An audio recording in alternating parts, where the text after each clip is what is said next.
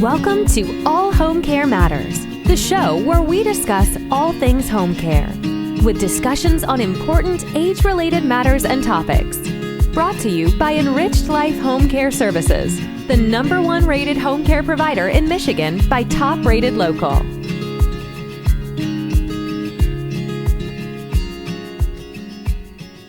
Hello, and welcome back to All Home Care Matters. If this is your first time visiting us, we want to say thank you for taking time out to be with us today. We appreciate how valuable everyone's time is, and that's why we try and make each episode here at All Home Care Matters something that will hopefully matter to you. Today, we are honored to welcome the co-founders of Mirador Magazine, Nikki Jardin and Tavé Fascé. Welcome. Thank you for having us, Lance. It's great to see you. Our pleasure, our pleasure. Nikki, I want to start with you. Why did you decide to start this really wonderful magazine geared at seniors and those living with dementia? So I have an aunt who has early onset Alzheimer's. She's in memory care now. But early in her early stages of the illness, I was noticing that she wasn't really able to read the magazines that she was enjoying reading previously. And through some time and just sort of watching how she was interacting with certain reading materials, I noticed that she just wasn't able to access the small print and sort of the busy pages of magazines or other materials like menus, for instance, or newspapers or anything that involved a lot of text on a page. And so I went looking for a periodical, a magazine for people living with Alzheimer's or dementia. And I couldn't find anything. And so having a magazine and a writing background, I wanted to start one. And so that's basically the short end of that story. Okay. And Tavé, you're also the co-founder as well. What was it that really drew you to this magazine and, creating this wonderful magazine? Well, twofold. Nikki and I have a number of bands together. So we have a large all-women Merle Haggard tribute called Girl Haggard Band. And she founded that band and is the drummer, and I'm the lead singer. And I had been making posters and doing that sort of thing with the band. We also have a small two-piece with special guests called The Adventures of Chicken and Dumpling, which is unusual instruments and playing mostly original songs that harken back to different eras. So we already had this working repertoire and a lot of trust and admiration for one another. And we were actually up in Washington when we found out about her aunt and getting to the point where she was not going to be able to live alone. And Nikki brought up the idea to me and said, I'd love for you to art direct this. I like what you do with the posters. I can trust that we can talk about different things. You're going to get the feel for this the way I think it should be. And I said, well, I would love to do that. And my mom additionally has multiple sclerosis, and she's been fortunate in that she's had it for a number of years and has been doing well. She has what's called relapsing remitting. But with that, there is a type of, they don't call it dementia, but essentially it is. It's a type of cognitive impairment that goes with multiple sclerosis.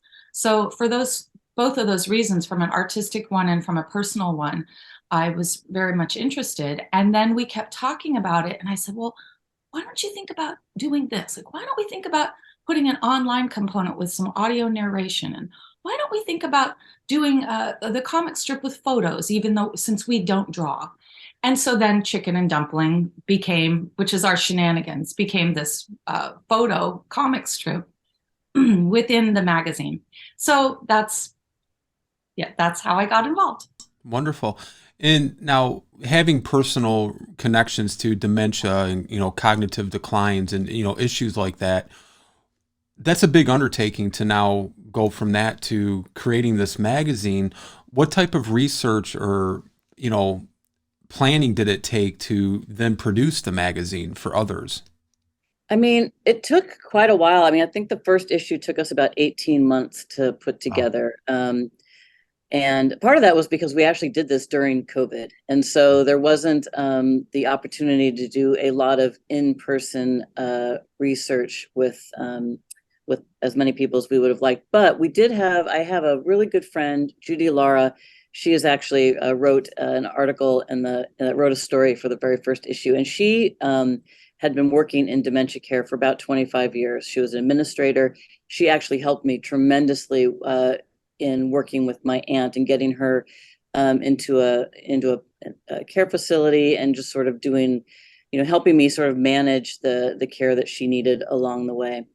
And so we went to Judy initially and said, we've got this idea, and we had a very rough draft of the first issue, and we'd love to get your opinion. And so we started going into the care facility where my aunt is and working with the seniors there within the memory care unit, and also in assisted living, and getting feedback from the residents themselves, and also from activity directors and from Judy. And we also did a ton of research online.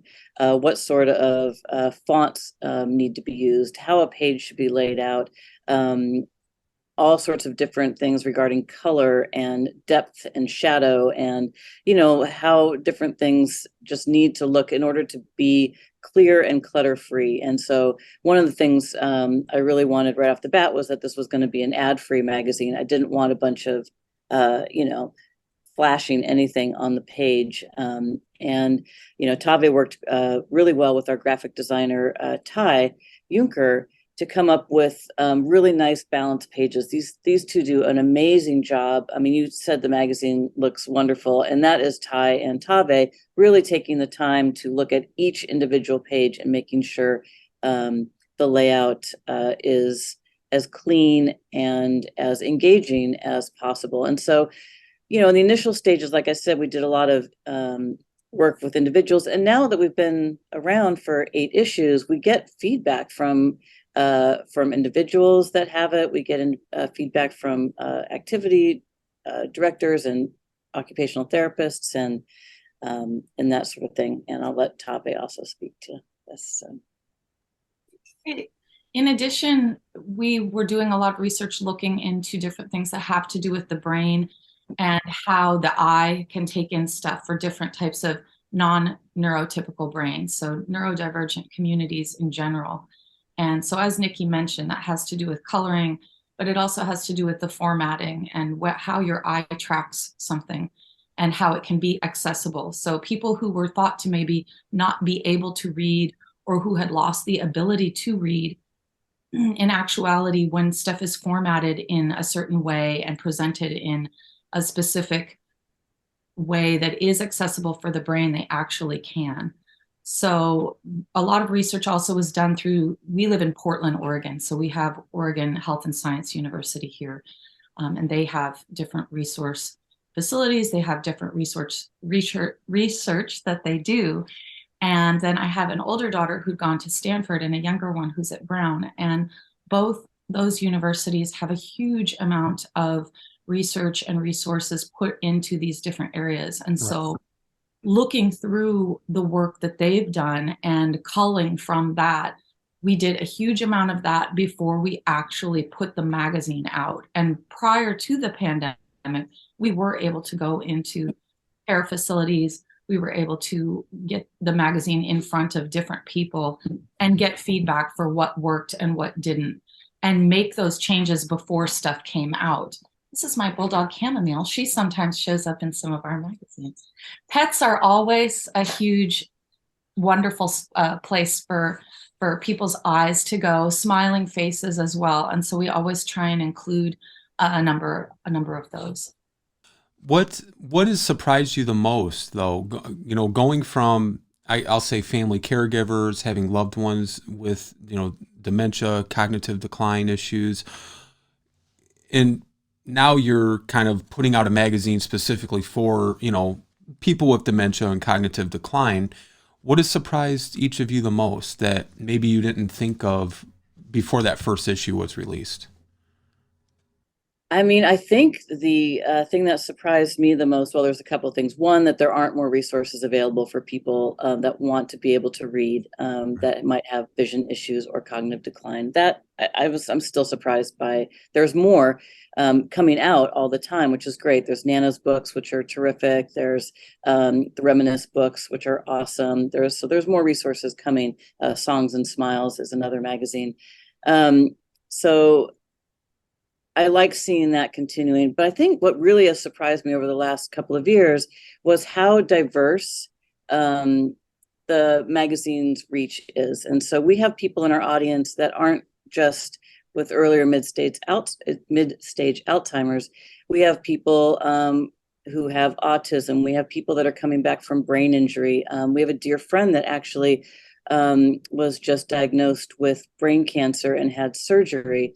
And they had been supporters of the magazine prior, just to help us out. And, yeah, sure, we're going to buy a subscription because we love you guys and all that. And then her husband, our friend's husband, ended up having this life-altering surgery. And she wrote us and said that now she really sees the value of Mirador because it actually was helping him in his recovery and coming back from a brain injury. And so those sorts of stories are, really impactful for us on a personal level.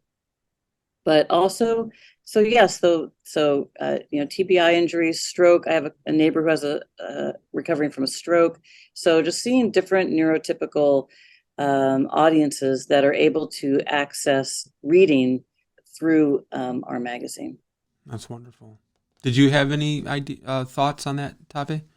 Yeah, I'm always surprised that often the thing we hear is the first thing that people will say is, I love the Chicken and Dumpling comic. We love it. It's us horsing around and photos of different escapades we've had. The early ones were ones that had been things we just shot on our own for fun prior to the magazine. But the fact that we have puzzles, we have prompts for people to read and engage with one another with, or to hear and to think about. We obviously have the stories, we have activities, including color pages and other things.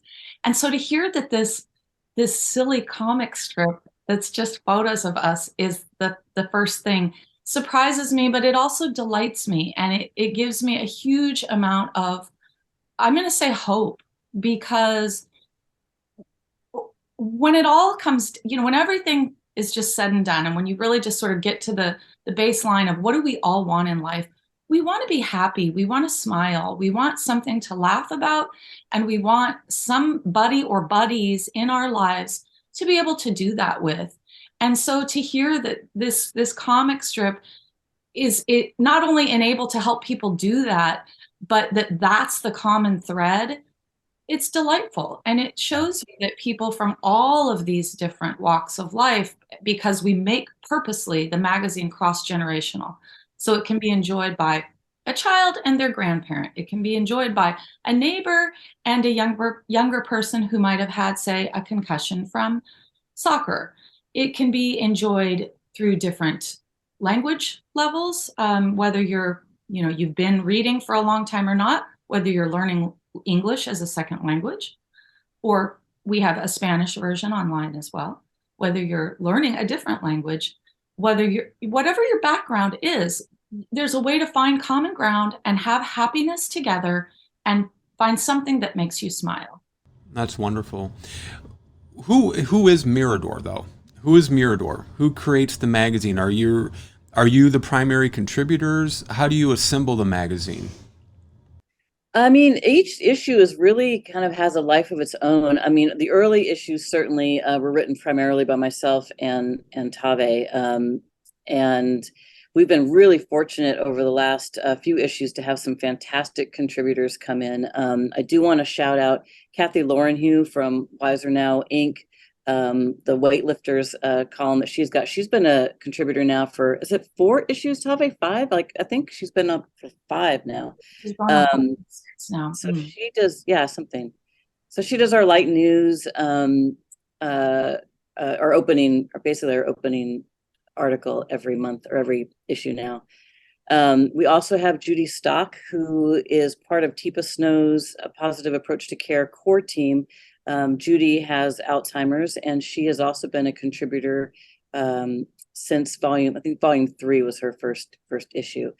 And so we've been lucky over the last few issues to invite more voices in. This last issue was really fun. We had, in fact, I just noticed you had Peter Berry and Peter and Deb, yes, on your program, and we were delighted to have a piece by Peter and Deb. Yeah, there it is. There it is. Right here. And yes, there it is. And also in that issue, we had Aisha McGowan, who's a pro cyclist, and that was a really nice voice to have in our magazine. And so, and we've had various contributors over time. Amy Zelmer, who I don't know if you know Amy, she is a TBI survivor and does a lot of work in that advocacy group. She's also a yoga instructor, and so she's been contributing. Ann Obbitz from Reminisce has done some crafts for us. So, and we have friends and family that have written pieces, and it's a joy to see actually how each magazine comes together, because we have a general theme for each one, and they sort of build themselves up. I'm sure Tavé can talk more about that also. Sure. Additionally, so Mirador is a Spanish word, and Nikki has Spanish heritage in her line. And so part of this was, one, in homage to her family, and two, looking for a name that encompassed everything that we are and everything we want to be. And so Mirador, or Mirador, it sounds like a mirror and a door. So from a Spanish perspective, it's a vista, it's a lookout. And even if you think about it, like what it sounds like in English, a mirror or door, it's something to look out from, it's something to enter into, and it's something to reflect back at.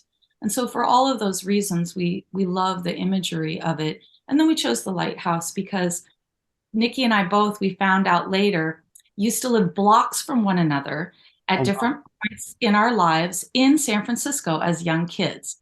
So we're West Coasters, but I've been in Oregon forever, and then down to LA and in San Francisco and various places, over to Africa with the Peace Corps. And Nikki had been traveling over in Spain and had been in LA and lived in the Bay Area and then in Portland. And we had all of these moments where our lives kept sort of intersecting. And we found out, oh, well, there were 2 years where we lived blocks from one another and used the same library in San Francisco when we were in grade school, like third graders, this sort of thing. And, it was magical. And the Bay Area it's that place, your heart is there for so many reasons. And Nikki can talk on this, but she loves the sound of foghorns and this piece. And I always have this just adoration of being near the water, particularly the coast, when you can just see and your thoughts go out to everywhere, to anywhere. And so that became the beacon, for us. And so it is us. It's the three of us. It's Nikki and I and Ty Juncker, our graphic designer, and we put it together and we self-publish it, and it is printed locally here in Portland, Oregon. And then it goes out and we do ship worldwide. So we have people that are picking it up in almost all 50 states. I think we have a handful left that we're trying to get in there. Sure. We got 9 left, I think. Yeah. It goes to Canada as well. It goes to the UK. So we have people both in England and Ireland, and we have some that are shipping now to Australia as well. So that's sort of who it is. But yeah, in putting it together, we've interviewed different people from the get-go. So we had an interview with Babawage Jakite, and then he wrote up a whole story based on a fable, and he's a West African artist himself. So that was in issue number 2. And then this one with Aisha McGowan, who brings the voice of ADHD into it and the accomplishments you can have no matter what sort of brain you have. And she also volunteered to do a Spot the Difference for us. So we always do our object finds and our Spot the Differences rather than being something that are line drawn. These are photos as well. And we found that is better suited for the different audience members that we have or readers that we have. And so to have her with her smiley face, standing in different poses and doing that was really a treat, because you see what different people bring to the table. Loretta Vaney, who is a Lego instructor and facilitator for people to do these engaging ways of playing with Legos. She did the the Lego craft in our last one. And she works with these different communities as well. So it's just been fun from the beginning up to the last one. We've had different voices involved, whether they were from being interviewed or from them contributing directly. And then we've also been fortunate to have younger people working with us on the magazine. So Nathan Wilk, who is he's just getting ready to graduate college, did an internship with us through, I got to better get it right, because in Oregon, we get ourselves really wrapped up in which school we go to, University of Oregon. Okay. And he's a journalism major, and he had been on the journalism staff and the editor for 2 years of the Franklin High School newspaper. And so he did an internship with us and wrote a number of stories and learned a lot along the way, also educated us along the way in different things you're looking for in proof editing. So it's just been an amazing experience. And I mean, lastly, I guess I just want to say we're hugely grateful to Najibe Tovar, who is our translator. So we give her a preliminary Spanish translation, and she goes through as a native Colombian speaker, and as a native Spanish speaker from Colombia, I should say. And she goes through and does like a cleaned up, polished, extremely accurate version in Spanish. And we have that online, and we will begin printing those as well as soon as we have a large enough. But she's a translator for Portland Public Schools and is the head of the World Language Department at Franklin High School. Wonderful. I also want to take just a quick second to shout out our cover artists. We've been really fortunate to have some great covers. We hear a lot about how beautiful the magazine is. And again, I attribute that to Tavé and Ty's design. But we've also been really, really fortunate to have people like Betty LeDuc, who is a world acclaimed artist, who offered up one of her pieces for our cover for Volume 7. Margaret Nazan, whose work is being shown in the Smithsonian later this year, was the cover artist for Volume 4. We had Ernesto Moranje, who is a muralist who has been shown worldwide, who offered his work on the cover of Volume 6. And so, in fact, Tavé actually took the shot for our bicycle shot for this last one. So, again, we are, being able to collaborate with different artists and community members is really important to us, and something that brings us both a tremendous amount of joy to be able to share that with our audience. That's wonderful. Now, you've kind of touched on this a little bit, but what is, other than your one friend who, had the surgery for the brain cancer and the feedback from his wife, is there any other feedback the two of you are receiving that has really just hit home, maybe more so than others? Oh boy, there's so much. I will just start with early on. We have a dear friend whose mother, she has since passed. She was going on 100 years old, but she was in her 90s and she had dementia, was 100% there, like right there with you, just this light of a human being. And so though she had extremely advanced dementia, I went through and took our first prototype. So not the early versions, but like the prototype for the final one. It was very similar to Volume 1 or a premiere issue that we put out. And it was during the pandemic, and we were very careful. Everybody had tested ahead of time, and then, done sort of a quarantine period, and I was able to spend time with them in the home. And Yvonne is her name. We call her Vonnie. And I showed the magazine to her, and I wanted to get some real one-on-one feedback for what seemed to work for her and what seemed to light her up. And also for Daniel, her son, what seemed to be a nice thing for him as a caregiver for somebody. So this is, again, during the pandemic. He's caring for his mother in his home so that she will not be in a facility where different people are coming down with COVID, where you have different workers that are going to be coming in and going out and not have enough consistency. So it was just, it actually brought tears to my eyes, because first we put the copy in front of her and she looked through it, and then she'd stop, and then she'd look, and you could see her eyes scanning it. And then she'd look, and then, oh, here's the color page. Oh, well, this looks like it'd be fun to do. So she's engaging with us this way. And then she looks at me and she goes, "This is really nice. Did you get to have one of these too?" Mm. And I mean, how sweet. And then Daniel said, "Well, Mom, are are you able to read? Are you able to read this?" And she starts reading straight across through. It was actually Judy Lara's piece, The Camping Trip. And she just reads it out loud. And she had forgotten she knew how to read. He didn't think she still could read because print is so small. And even when you get a large print book from the library, it's not large enough, or the font is not an accessible font. It's, it's something that has a bunch of dingly danglies hanging from it. It's needs to be certain types of font. So that was amazing to find that even in these later stages of life, people can still read, or later stages of cognitive impairment, or early stages of TBI, that people can read. And so we've been consistently hearing that over and over. And so for someone to have the ability to, Nikki says, like self-soothe, or something that you can do autonomously, is amazing. And then from the caregiver's perspective, Daniel says, "Oh my gosh, well, she can now engage with the magazine and I can go have a shower on my own and without worrying, or without having to have her like right near where, Sure. if I'm doing my stuff."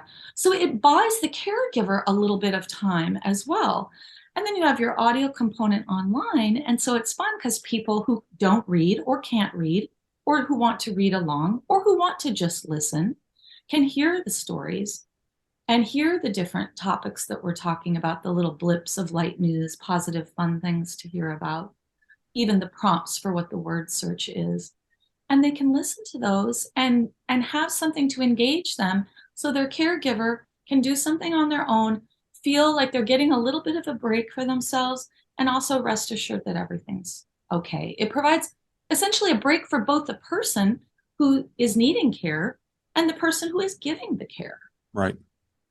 Absolutely. Nikki, I'm sure you would echo that, but do you have a memory or a feedback or a testimonial or some kind of comment that really resonated with you? I mean, we get a lot of these, which is really wonderful. The last one we got was from a gentleman who bought a subscription for his father. And I just heard from him actually last week, and he just called me and or wrote me and said, "Thank you so much for the magazine. I haven't seen my dad engage in print material in a really long time, and he's so happy about it." And so those sorts of things are really nice to hear. I can tell you from a personal standpoint, so my aunt right now has advanced dementia. She's fairly nonverbal, and I go and visit her. And I took a recent copy. I usually like read the stories to her as we're kind of working on them. And there was a story in there about, we always write a bird article, and that's for her because she was a naturalist. And so the bird article is something that I enjoy writing. I think about her as I'm putting it together. This one happened to be about the Roadrunner. I think it was in volume 8. And I was reading about the name of the Roadrunner, which I believe is the geococcyx, which means earth cuckoo. And I was reading like, earth cuckoo. And she said, she went, "Cuckoo, cuckoo." And I was honestly astounded, because sometimes I can't tell whether or not she's still engaging with what I'm saying. And it really touched me, because it made me realize that I love having those moments where I get to still see her, even if she is not able to, greet me in the way that we used to greet each other. But it also made me realize that the reason that we do this work is for those sorts of interactions, and to be able to have those moments of sharing and recognition. We have a gentleman that lives across over in Washington, and he loves reading the magazine to his wife, who's also in memory care, for the same reason. He loves that the stories are really short. He likes that there's some interesting material, but he likes that he feels like she can engage in these bite-sized stories. And so he will write me with each issue and say, "I really love this last one," or "This was a great story," or so these sorts of those sort of personal stories. There's a woman who got one for her sister, and her sister has about mid-stage dementia. And she just loves flipping through it she'll flip through the same magazine every day, because for her, it's a brand new magazine every day. And so we also designed it to make it, the paper's heavy enough that people can, look through it on a daily basis and still enjoy a nice, quality print. And then as far as the materials itself, like people really love doing the word search, or they like doing the object find. We have those available on download for subscribers, so people can, download the word search if they want, and do them on a daily if they like to. So, but yeah, those personal stories really help us keep going, and we love getting feedback from our audience, because it helps us. We are constantly learning how to make this the best resource we can for family members and for the individuals who are enjoying the magazine on their own. I just go ahead, Tavé. Sorry. No. Oh, I was just going to say briefly, and to make it for people who are even if you're having home care and you get to the point where, you have multiple people together, whether, being cared for in a facility or cared for it at home or in a home, or even with schools. And Loretta Vaney was kind enough to take ours to even a senior center, and people were working through the crossword puzzle together, but just doing it auditorially, and then hearing and seeing. So she sent us a video going around. So someone would call out the prompt and say, it's this many letters. Okay, here's the prompt. And then you'd hear someone say it, and then somebody else would sing a song that included the word just on their own. And that was delightful, really delightful to see too. Well, I just think, and please correct me if I'm wrong, I'm just assuming print material is kind of the thing of the past, what I think most people would say, right? But yet, when somebody's dealing with a cognitive decline, a dementia diagnosis, a TBI injury, giving them a tablet or a laptop or a smartphone to use is probably a lot more confusing and difficult than being able to give them, something like this that they can hold in their hands. The print is adjusted to their size of, ability or, convenience. But then you give them all the nice colorful pictures, you give them the activities, and it just makes a lot more sense to give them something like Mirador than to hand them a tablet and then have in hopes that they can then figure out how to maneuver it and operate it.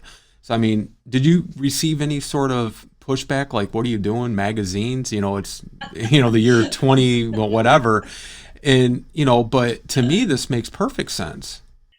Absolutely. So I come from a publishing background. My family published a trade newspaper way back in the day. I worked on a magazine back in the, early 20s, 2006 or something like that. And so I've always been a huge fan of print media, and it's been one of my great heartbreaks to watch print journalism sort of go away, because I think we're all of that area where we grew up with the daily paper, and we grew up with a lot of magazines sitting around the house. And so I think for me, honestly, when I was thinking about this, I actually said that to myself, what am I thinking to actually put a print magazine together in this day and age? But it is absolutely essential for this audience, I think. And I think there's a huge nostalgia point for it. I think people in this particular generation that we are serving really like having something to hold in their hands. It's familiar. Right. There's a gentleness to being able to flip a page. We get bombarded with screens constantly. There's, a lot of times in care facilities, there's always a screen on somewhere showing television. I think it's just nice for our eyes to be able to rest on a page. And that's a personal preference of mine. I'm on the screen constantly. I'm on the phone constantly, but I think to be able to engage with print material for people is a really nice respite. And so we do have the digital version for caregivers that want to be able to show it digitally, but it'll always be available in print, and we always want to make it available as with as much quality as we can, because I agree. I think it's essential to what the magazine is all about. Right. There's no confusion to a magazine. You're right. Holding it, we made sure that this was thick, essentially matte, for the most part, matte finish. And it's nice in the hands. It's not, it doesn't look like a throwaway, something that you just, pick up at the corner store and flimsy and toss it. This is like substantial. And so to be able to hold that and go through the pages, it is comforting. It's a nice thing. And people can do that at a younger age. They can do it at an older age. And so that there's, Nikki mentions a familiarity, but even for people who didn't grow up doing this, or who didn't do this, if they're in a younger demographic, it's something that makes them have like a little bit of pride for themselves in what they're doing. I can hold this. I can turn these pages. I can make something of what's going on. And I think the more we can do that and make people really feel proud of themselves with what bits they can do, whether it's a little or a lot, and whether they're growing in what they can do or declining in what they can do. I mean, that's the goal of it, right? And so the print thing, there's nothing confusing about print. Print is accessible. You're looking at it. What you see is what you get. You see a picture, you see this, you want to see something else, you turn the page. The stories are on one page. You don't have to flip 5 more pages through to the back to get the end of it. It's not something coming across your screen and you're confused, or you drop it and you break it. It's none of that stuff. So thank you very much for noticing that and making that comment, because it's a big thing. And like I mentioned, we grew up in libraries, and thankfully they're still there. And libraries are something that are going to hopefully be there forever for everybody, both digitally and in person. And we are delighted to be a part of this reading and encouraging that sort of engagement, and with yourself and with your family and with your friends. Can you mentioned libraries again, and I was going to ask, is Mirador available at some public libraries right now? We do have a couple of subscribers in, I believe there's a library in, I want to say in Virginia. There's one up in Alaska, I think. We would love to have them in every single library across the US, Canada, and beyond. I'm a huge fan of libraries, as Tavé said. We both are. They are so essential to our community. So yes, we'd love to see them in more libraries. But yeah, there's a few. We actually offer them. There is a company that so they're online in a lot of libraries. I can't remember the name of it's Libby here in Portland is the library system online, but it is available in a lot of libraries online, and we'd love to see it more available in print. And we're going to have links up on the screen as well as in the show notes. But for viewers and listeners who may just be hearing of Mirador Magazine for the first time, how can they get in touch with you, and how can they subscribe? So our website is miradormagazine.com. And on the website, we do have a shop page, and you can go there and pick up a single subscription. You can buy single issues. You can buy a bulk subscription for 5 copies or 10 copies. So you can, if you want to give them to a care facility or a senior center, or use them within your, we have a growing number of our subscribers are hospice care companies. And so they find them a really great tool to use with their people. And yeah, so that's available there. You can also write me at miradormag@gmail.com. Or you can call us at 503-644-2113 to go old school there. And you're going to get me, or you're going to get Tavé. Like, this is it. Like, we don't have a call center. Like, you're going to be talking to me probably, as Tavé's getting ready to go overseas for a few weeks. And so, but in general, yes, we love talking to people and love answering questions about the magazine and, how we can get it to you. We did get a comment recently.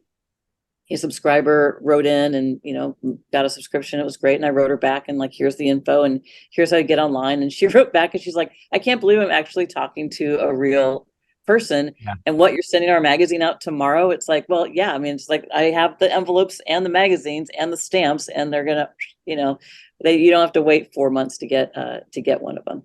Yeah. We draw on the magazines, Nikki. We do. Work on them, and She gets really excited about which sort of stamps to place. And it's a joy, right? And it's fun. Who doesn't love getting something in the mail too, addressed to you? I should mention that our subscriptions, when Nikki mentioned, say, for example, a 5-pack, those can go to multiple addresses. So we sometimes have one person who says, I want to buy one for the person I'm caring for or caring with as a care partner at home. And I want to send one to this friend, to this sibling, to this person. And so we'll honor those discounts even when they go to multiple addresses. Wonderful.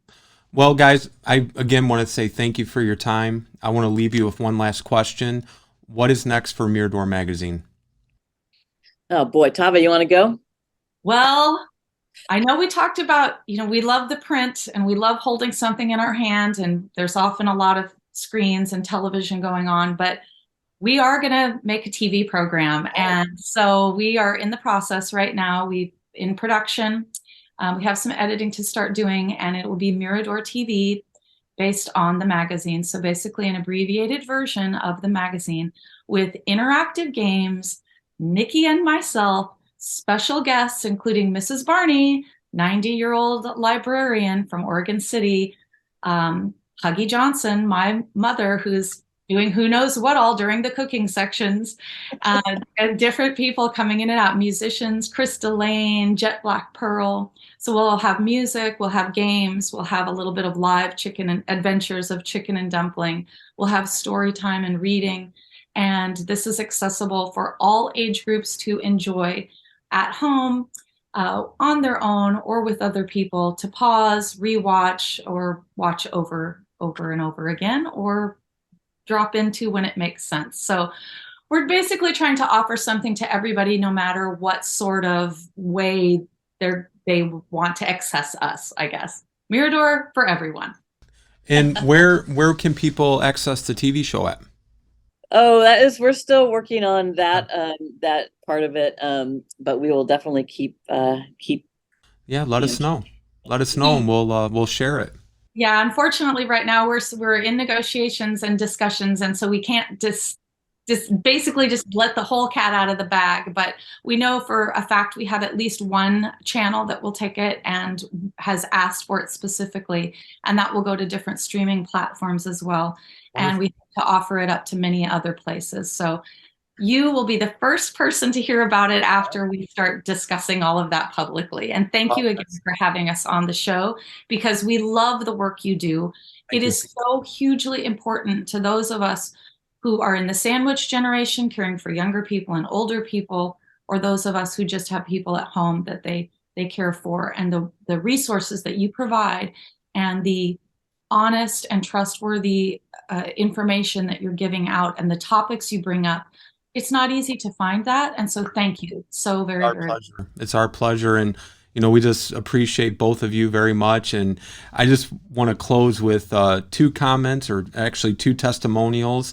We'll probably get those up on the screen as well, which I think really sums up Mirador Magazine.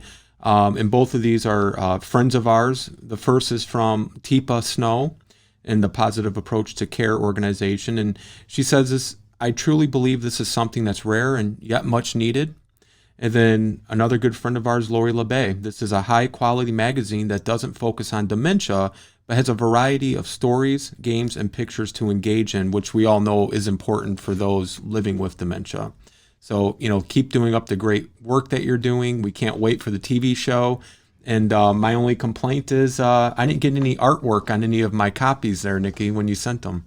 That's because I had to send them in a bigger envelope. But you know what, Lance, I'm gonna send you a postcard today with the art on it. Well, you do that, and I will hang it up in the studio.